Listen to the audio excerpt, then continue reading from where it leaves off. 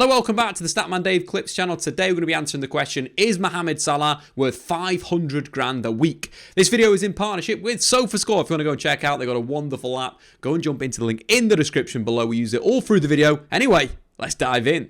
So the news coming out of Liverpool, Mohamed Salah contract talks continue after £500,000 per week reports. So the question we're going to answer today, dive into today, is Mohamed Salah worth 500 grand a week? We're going to answer that as a question. Then we're going to answer that, is that worth 500 grand a week for Liverpool to keep him at the club? Mohamed Salah, of course, has been a brilliant Premier League player for Liverpool. Even if we, look at any major stats, he's been absolutely sensational. If we jump onto SofaScore, take a little bit of a look at the analysis. How's he worth compared to a number of different players in the world of football, but also for the Premier League? I think first and foremost, one of the big reasons why Liverpool have become such a successful football team is the fact Mohamed Salah started so well in the 17-18 season. For Liverpool that season, 32 goals in 36 games, breaking Cristiano Ronaldo's record of 31 goals in the 2007-2008 season. The only player ever to score 32 goals in a 38-game Premier League season. Mohamed Salah, what an absolute talent. That year, played a lot from the right-hand side, getting involved in the play. But it was a little bit more geared to maybe Liverpool creating for Salah. Fluid lineup in that last game of the season. If we take a look at the West Brom game, we'll probably see the 4-3-3 from Liverpool. But the idea was, allow Mohamed Salah to kind of play wide, to play on that last line. Salah's basically a poacher or a striker that plays wide right and makes that movement in between the channels. And that is Liverpool's system. Liverpool's system built by Jurgen Klopp. Very, very good. I think the interesting side for, when we're looking at, is Salah worth 500 grand a week? It's kind of looking at that point of what players are worth that in the world of football.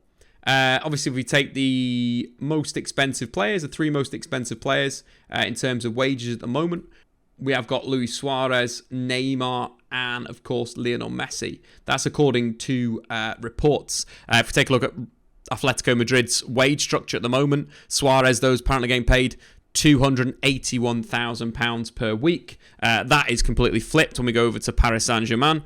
We take a look at a number of those players. And these are the bracket of players that very much Mohamed Salah is in those brackets. We're looking at Neymar is on £859,000 per week. Messi's on £500,000 per week.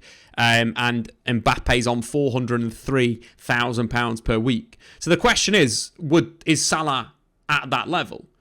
And I think you'd say yes. If we look at the best left-footed right attackers in the world of football, Mohamed Salah is definitely up there. We look at his performances for Liverpool Football Club. There's so many statistics that kind of jump out. The first basic one that we can kind of talk about is Salah over his Premier League career has scored more goals than any other player, with 99 since moving to the Premier League, one away from the 100 club. But also, if we're looking season after season after season, Salah has scored 20 plus goals in all but one of his Premier League campaigns since joining Liverpool Football Club. Last season, 22 goals in 37 games, but the man knows how to put the ball in the back of the net. When you're looking at the structure and the wage, does it make sense? Maybe. Liverpool's achievements since Mohamed Salah joined the club. There's some absolutely incredible achievements right there. Liverpool reached their first Champions League final since 2007 in his first season, where he managed 44 goals in all comps, 10 in the Champions League. Again, that is the crazy thing with Mohamed Salah. When we look at the Champions League and the performances at the top level of European football, that first season, 10 goals, a goal every 93 minutes. 10 in 13. We break the season afterwards as well, where Liverpool went on and lifted the trophy. 5 goals and 2 assists in 12 games. Brilliant performances against the likes of Barcelona and Tottenham in the final. We just jump through, and there's just goals. There's goals in the Champions League for Mohamed Salah. And I think that's when you're looking at a really, really, really, really good player, a player that can consistently hit these things. Of course, that Liverpool won the final the next year. That we mentioned previously, that 18-19 season. Opening goal of the game, finished the season with 27 goals. But the big thing after that, the season after, obviously Liverpool won the Premier League, which is a big thing for Liverpool Football Club. They've been searching for that for a long time in the 1920 season. First league title in 33 years. Big achievements from Mohamed Salah since he joined. I think the other thing as well, one thing that's underrated about Salah is his ability to assist. Not only is he the top scorer in the Premier League since he joined Liverpool Football Club, but only Kevin De Bruyne has more assists than Mohamed Salah on 35, which again is an incredible achievement for an attacking player. So I think we've spoke about what Mohamed Salah is a player. You know, he joined the Premier League very much as a dynamic attacker.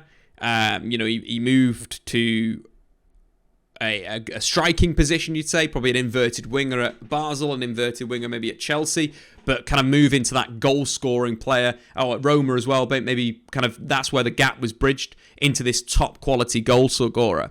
And I think that's when you look at Liverpool and you've got to take, okay, so what Jurgen Klopp has done at Liverpool is create a really good environment. So not only we've got to consider the quality performance, and I don't think we can argue that Mohamed Salah is one of the best players in the Premier League.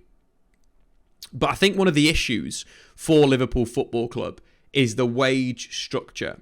And I feel that's really part of the togetherness that Jurgen Klopp has brought Liverpool. You know, when Klopp joined Liverpool, they were kind of a broken squad. They were a broken team. But very much Klopp has brought all these players together like he did at Borussia Dortmund, like he has done at Liverpool Football Club. And I think that is another element that we've got to consider, that when looking at these types of moves from a perspective of performance levels, yeah, absolutely fantastic. Salah is literally the best player in the Premier League, or has been the most consistent player over the last 5 seasons.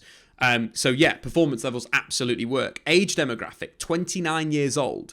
That's got to come into question as well. How long has Salah got left at the top level? 29 now, probably with his ability and pace, could play to 33, 34.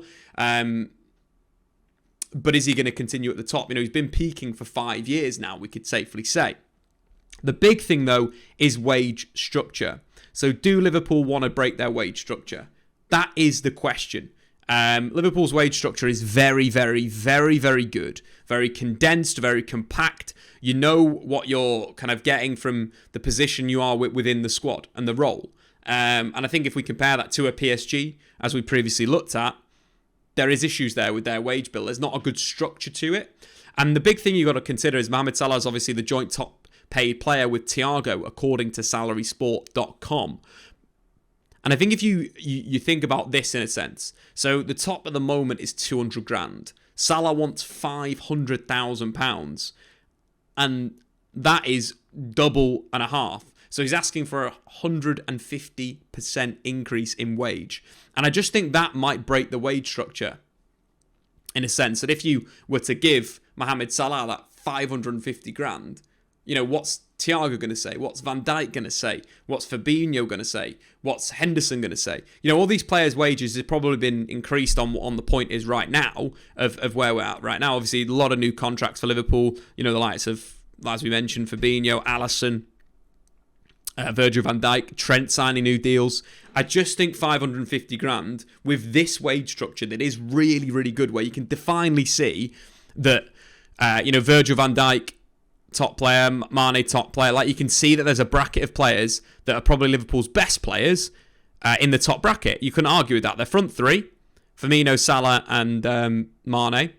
Best defender, best midfielder, central midfielder in a sense, not DM. Obviously, Fabinho's probably the best DM, but on paper, Thiago's a top quality footballer. It's kind of looking at that and thinking, is it worth that tide? And I think the big question is, you know, if you could sell Salah now, 29 years old, There's a lot of talk about Liverpool not spending money at the moment. If they were to sell Salah, could they recruit? I love the likes of Diogo Jota, looks like a top quality player, 23 years old, loads of talent coming through. Harvey Elliott is another very exciting young talent for Liverpool. But it's kind of like you're thinking that an 18-year-old that's been brilliant in the Premier League so far this season, but played slightly deeper as well is the other concern. Played as kind of like this Matt Zala that moves wide quite quickly with Trent and allows Trent to move inside, vacates that central area for Trent. I like that. Harvey Elliott's probably more of a midfielder, so you're looking at, can the likes of Diogo Jota step up, or has there got to be a signing there? I think that is the big thing. A signing's probably spot on for Liverpool if they were to sell Mohamed Salah. And it's down to Jurgen Klopp. And I honestly think 500 grand a week, I don't think that's the right structure for Liverpool right now. And if they can't get something maybe like a 350 that's a little bit closer to the other players and around what they've got, basically you want Salah to be paid similar to the new contracts, your Virgil van Dijk's, your Trent Alexander-Arnold's. It can't break the wage structure. That is so important for Liverpool. So if Salah's on 500, I'm probably going to say no. I'd say probably not take it. But guys, that's my thoughts. Thanks for watching, guys. If you want to check out SofaScore, do jump into the link in the description below. Great app, great analysis, great stats, and we'll see you next time.